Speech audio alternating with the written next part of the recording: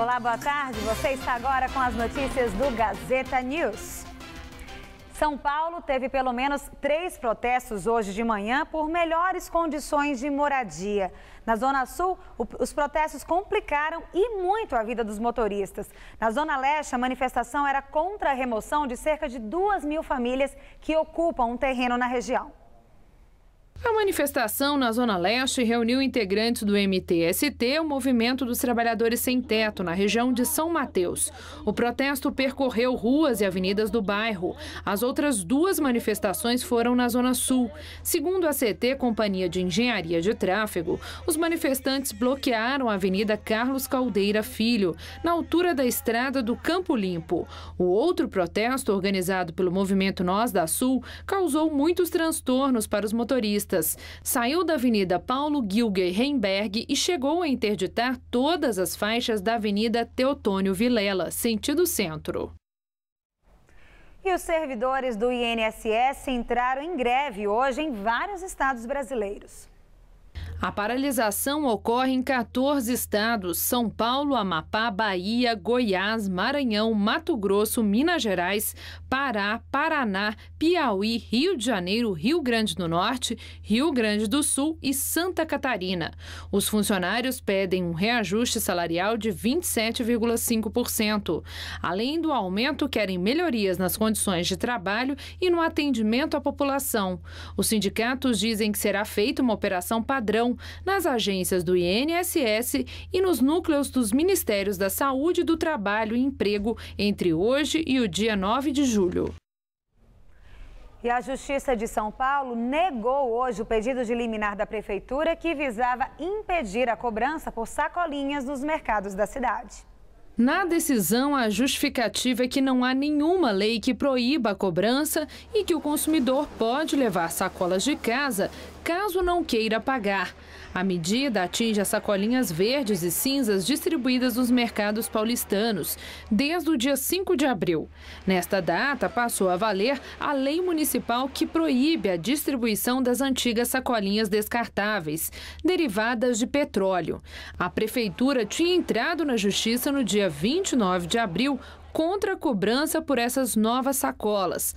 A decisão de manter a cobrança acontece a poucos dias de acabar parte do acordo firmado em abril entre o PROCON e a APAS, Associação Paulista de Supermercados, que prevê a distribuição de 2 sacolinhas por consumidor gratuitamente até a próxima sexta-feira. E a lei que torna crime hediondo a morte de agente de segurança foi sancionada hoje pela presidente Dilma Rousseff.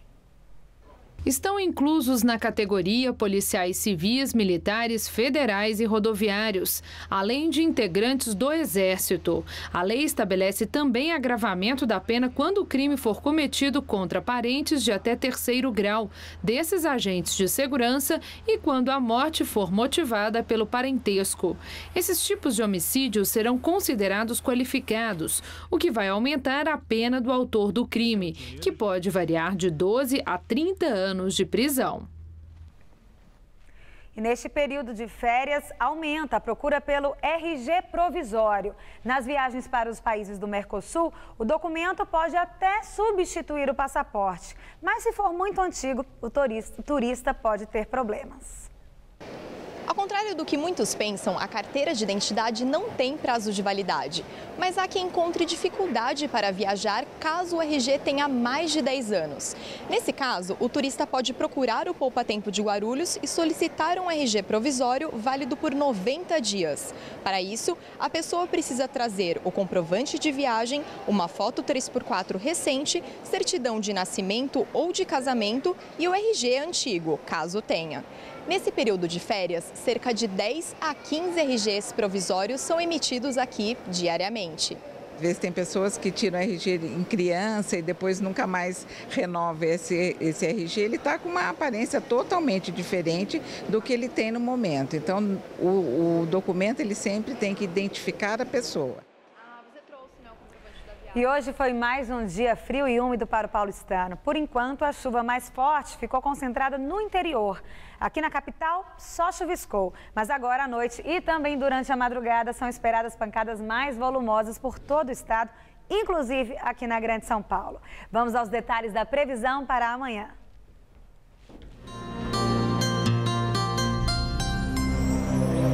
Uma grande área de instabilidade ganha ainda mais força pelo Brasil nesta quarta-feira e deixa o tempo fechado com chuvas a qualquer hora em todo o estado de São Paulo. As pancadas mais fortes acontecem ao longo dessa madrugada. No decorrer do dia, a chuva diminui em todo o estado, mas o sol mal aparece e as temperaturas continuam amenas. Máxima amanhã de 21 graus em Marília, 24 em Araçatuba. No norte do estado vai fazer 20 graus em Franca, 22 em Barretos e 23 em São José do Rio Preto. E na região de Sorocaba, na faixa leste, mínima amanhã de 15 e máxima de apenas 20 graus. Quem vai pegar a estrada nessa quarta-feira, que já é véspera de feriado, deve ter cuidado nas estradas por causa da pista molhada e da neblina. Vamos ver como ficam as temperaturas aqui na capital nos próximos dias? Amanhã a cidade vai amanhecer com termômetros marcando apenas 14 graus e durante a tarde não vai fazer mais que 19. Na quinta-feira, feriado, o sol aparece e até ajuda a esquentar um pouquinho, máxima de 22. Na sexta, a máxima se mantém, mas a partir da tarde voltam as condições de chuva. Vamos agora a um rápido intervalo e voltamos já.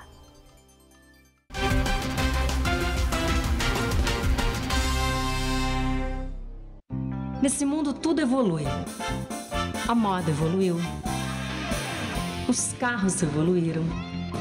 Os tratamentos de beleza também evoluíram. Imecap Anti-Sinais, uma combinação de creme e cápsulas. O creme atinge as camadas mais profundas da pele e as cápsulas agem onde os cremes não chegam. Resultado? Com Imecap Anti-Sinais, os sinais da idade não aparecem. Imecap Anti-Sinais, a evolução no tratamento de beleza.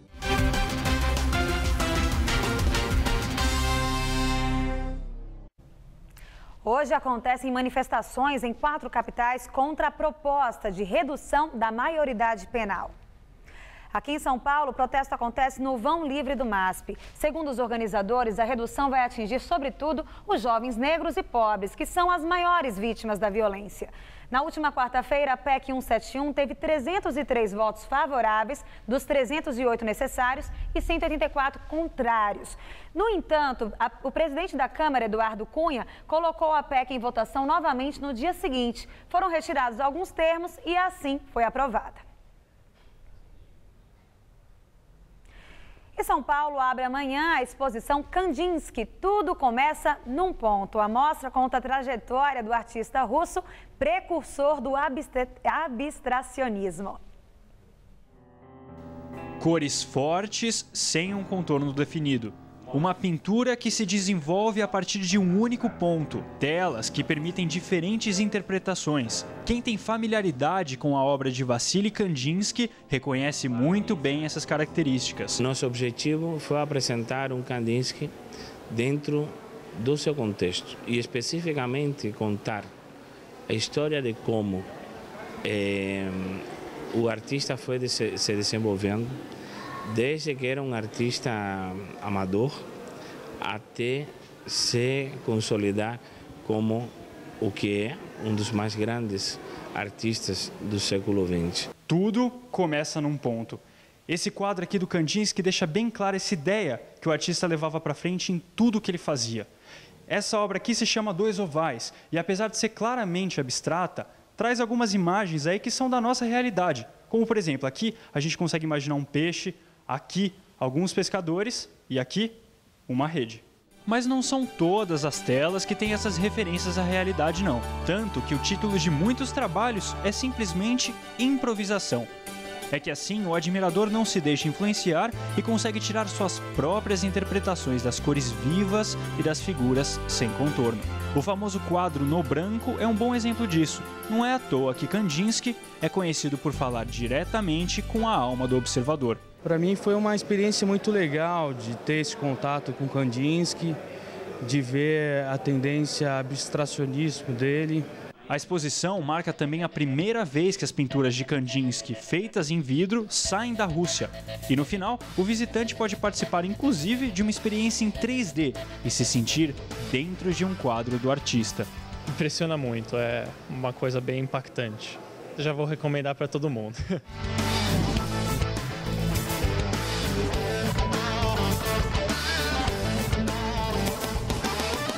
E o Gazeta News de hoje fica por aqui. Uma ótima noite para você e até amanhã.